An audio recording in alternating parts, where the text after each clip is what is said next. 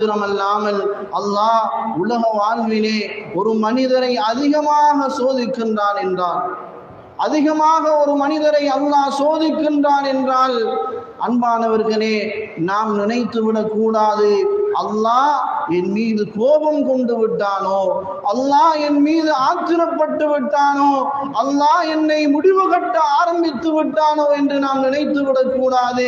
அன்பானவர்களே, அல்லாஹ்வுடைய தூதர் ஸல்லல்லாஹு அலைஹி வஸல்லம் சொல்கிறார்கள், அல்லாஹ் எந்த மக்களை நேசிக்கின்றானோ, எந்த மக்களை அல்லாஹ் அவன் பக்கம் அரவணைக்கின்றானோ, யாரின் மீது இரக்கம் கொள்கின்றானோ அவர்களை அதிகமாக அல்லாஹ் சோதிப்பான்.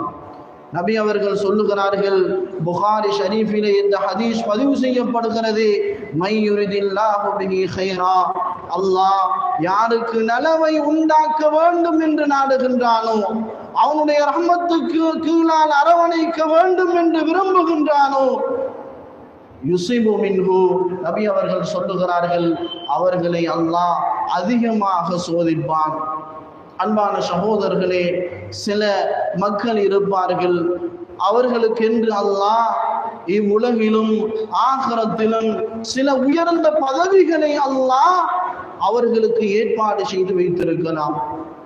சில மனிதர்களை அல்லாஹ் உலகத்திலும் மறுமையிலும் சுவர்க்கத்துடைய படித்தரங்களையும் அந்தஸ்துகளையும் கொடுத்து அவர்களை அல்லாஹ் தன்னுடைய கண்களால் பார்த்து சந்தோஷப்படுத்துவதற்கு அல்லாஹ் விரும்பலாம். ஆனால் அப்படியான மனிதர்களில் சிலர் இந்த உலகத்திலே அவர்கள் அமல்களின் மூலம் அந்த தரஜத்துகளை, அந்த உயர்வுகளை அடைய முடியாமல் அமல் இல்லாதவர்களாக, இபாதத்திலே குறைபாடுள்ளவர்களாக இருக்கலாம்.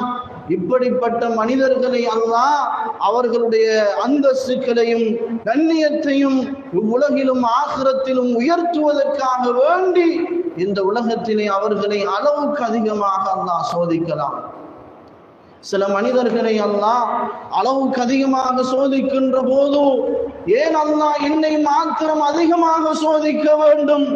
நான் எந்த துணையில் கால் எடுத்து வைத்தாலும் எனக்கு நஷ்டம் ஏற்படுகின்றதே, எனக்கு தோல்வி ஏற்படுகின்றதே, என்னுடைய உறவுகள் என்னை விட்டு பறிக்கப்படுகின்றார்களே என்று மனம் உடைந்து கவலைக்குள்ளாக்கப்படலாம். அன்பான சகோதரர்களே, நாம் ஈமானை இழந்துவிடக் கூடாது.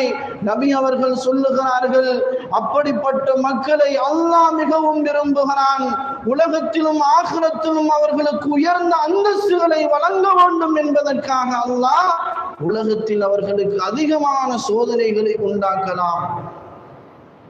எனவே எதற்காக இந்த சோதனை என்றால், நாளை மறுமையிலே அவர்களை அல்லாஹ் உயர்ந்த அந்தஸ்தில் வைத்து கண்ணியப்படுத்துவதற்காக. அன்பான சகோதரர்களே, அது மாத்திரமல்லாமல் இந்த உலகத்திலே பல்வேறுபட்ட சோதனைகளுக்கு உள்ளாக்கப்பட்டவர்கள், பெரும் பெரும் சோதனைக்கு உள்ளாக்கப்பட்டவர்கள், குடும்ப ரீதியாக, தொழில் ரீதியாக, சமூக ரீதியாக பெரும் சொல்லன்னா சோதனைகளுக்கு உள்ளாக்கப்பட்ட ஒரு கூட்டம் நாளை மறுமையிலே வருவார்கள்.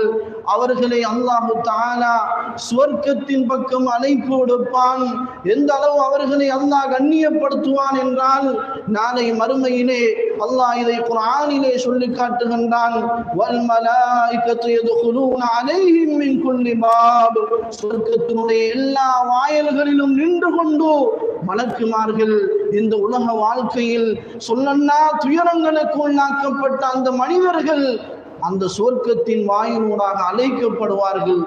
அந்த மலக்குகள் சொல்லுவார்கள், இந்த சோதனைக்குள்ளாக்கப்பட்ட மக்களை நோக்கி சொல்லுவார்கள், சலாமுன் அலைக்கும், உங்கள் மீது அல்லாஹ்வுடைய சாந்தி உண்டாகட்டும், அல்லாஹ்வுடைய சாந்தி உண்டாகட்டும், பிமா சபர்தும், உலகத்திலே உனக்கு அன்பானவனாக இருந்த உனது கணவனை, உனது மனைவியை உன்னிடத்திலிருந்து பிரித்தோம், உலகத்திலே உனது செல்வங்களில் குறைபாடுகளை ஏற்படுத்தினோம், உனக்கு சொல்லன்னா துயரங்களை உண்டாக்கினோம், பிமா சபர்தும், அந்த நேரத்திலே நீங்கள் எல்லாம் பொறுமை காத்தீர்கள், ஃபனிஅமா உக்பத்தார், எனவே இன்றைய தினம் நீங்கள் ஒதுங்குகின்ற இடங்களில் இந்த சுவர்க்கம் உங்களுக்கு சிறந்த இடமாக அமைந்து விட்டது என்று சலாம் சொல்லி சுபசோபனம் சொல்லி இந்த உலகத்தில் சோதனைக்குள்ளாக்கப்பட்ட அந்த மக்கள் அழைக்கப்படுவார்கள் என்றால், அன்பான சகோதரர்களே, இந்த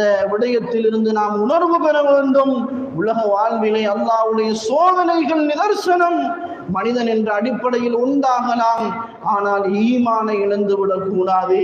எனவே அன்பான சகோதரர்களே, அல்லாஹு தஆலாவுடைய தூதர் ஸல்லல்லாஹு அலைஹி வஸல்லம் சொல்கிறார்கள், இதா அஹப்பல்லாஹு கௌமன், அல்லாஹு தஆலா ஒரு சமூகத்தை தான் அவனுடைய அன்பின் பக்கம் அரவணைக்க நாடிவிட்டால், இப்தலாஹும், அவர்களை அல்லாஹ் சோதிப்பான், சோதனைக்குள்ளாக்குவான். அன்பான சகோதரர்களே, அந்த சோதனைகளின் போதும் ஃபமன் ரதிய, யார் அந்த சோதனைகளை ஈமானோடு ஏற்றுக்கொள்வார்களோ, இந்த உலகத்தில் எனக்கு நலவையும் உண்டாக்குபவன் அல்லாஹ், இந்த உலகத்தில் கெடுதியையும் உண்டாக்குபவன் அல்லாஹ், எனக்கு சந்தோஷத்தை உண்டாக்குபவன் அல்லாஹ், எனக்கு கவலையை உண்டாக்குபவன் அல்லாஹ், எனது வியாபாரத்தில் லாபத்தை உண்டாக்குபவன் அல்லாஹ், எனது வியாபாரத்தில் நஷ்டத்தை ஏற்படுத்துபவன் அல்லாஹ் என்கின்ற அந்த உயர்ந்த ஈமானிய உணர்வோடு யார் வாழ்கின்றார்களோ, அல்லாஹு தஆலாவுடைய தூதர் சொல்லுகிறார்கள், ஃபமன் ரதிய, யார் பொருத்தத்தை அந்த நேரத்தில் அல்லாஹ் தந்த கலா கதரை பொருந்திக் கொள்கின்றார்களோ, ஃபலஹுர்ரில்லா, அவர்களுக்கு அல்லாஹ்வுடைய பொருத்தம் உண்டாகின்றது, அல்லாஹ்வுடைய பொருத்தம் அவருக்கு கிடைக்கின்றது. ஃபமன் சஹித, யார் இந்த சோதனைகளின் சந்தர்ப்பங்களில் யார் தன்னுடைய ஈமானை இழக்கின்றானோ, என்னைத்தான் நான் சோதிக்க வேண்டும், இந்த மார்க்கத்தில் இருந்தால் தானே நான் சோதிக்கப்படுவேன் என்று இந்த மார்க்கத்தை உதாசீனம் செய்து விட்டு விட்டு வெளியேறுகின்றவர்கள், அதே நேரம் அல்லாஹ்வுக்கு மாற்றமான குஃப்ருடைய வார்த்தைகளை பேசி தன்னுடைய ஈமானுக்கு ஆபத்தை விளைவிக்க கூடியவர்கள், அன்பானவர்களே, நபி அவர்கள் சொன்னார்கள், ஃபமன் சஹித, அந்த சோதனைகளின் மூலம் யார் கோபம் கொள்கின்றார்களோ, ஃபலஹு சஹத், அவர்கள் கோபத்தை அடைந்து கொள்கின்றார்கள். அன்பான சகோதரர்களே, நபி ஸல்லல்லாஹு அலைஹி வஸல்லம் சொல்கிறார்கள். எனவே இப்படியான சந்தர்ப்பத்தில் சஹாபாக்கள் கேட்கின்றார்கள், ஃபகுல்து யா ரசூலல்லாஹ், அல்லாஹ்வுடைய தூதரே, ஐயுஹன் நாஸ், ஐயுன் நாஸி அஷத்து பலாஅன் யா ரசூலல்லாஹ், அப்படி என்றால் மனிதர்களில் அதிகம் சோதனைக்குள்ளாக்கப்படுபவர்கள் யார் யா ரசூலல்லாஹ்? நபி அவர்கள் சொல்லுகிறார்கள், கால ரசூலுல்லாஹ் அல் அம்பியா, நபி அவர்கள் சொல்லுகிறார்கள், நபிமார்கள் தான் உலகத்தில் அதிகம் சோதனைக்கு உள்ளாக்கப்பட்டவர்கள். சும்மல் அம்சல் ஃபல் அம்சல், பிறகு நபி அவர்கள் சொல்லுகிறார்கள், நபிமார்கள் தான் உலகத்திலே அதிகமாக சோதனைகளுக்கு உள்ளாக்கப்பட்டவர்கள். பிறகு அதற்கு பின்னால் ஈமானில் யாரெல்லாம் உயர்ந்தவர்களாக இருப்பார்களோ, ஈமானில் உறுதியானவர்களாக யாரெல்லாம் இருப்பார்களோ, நபிமார்களுக்கு அடுத்தபடியாக அவர்கள்தான் சோதனைக்குள்ளாக்கப்படுபவர்கள் என்பதை நபி ஸல்லல்லாஹு அலைஹி வஸல்லம் அவர்கள் சொல்லுகிறார்கள்.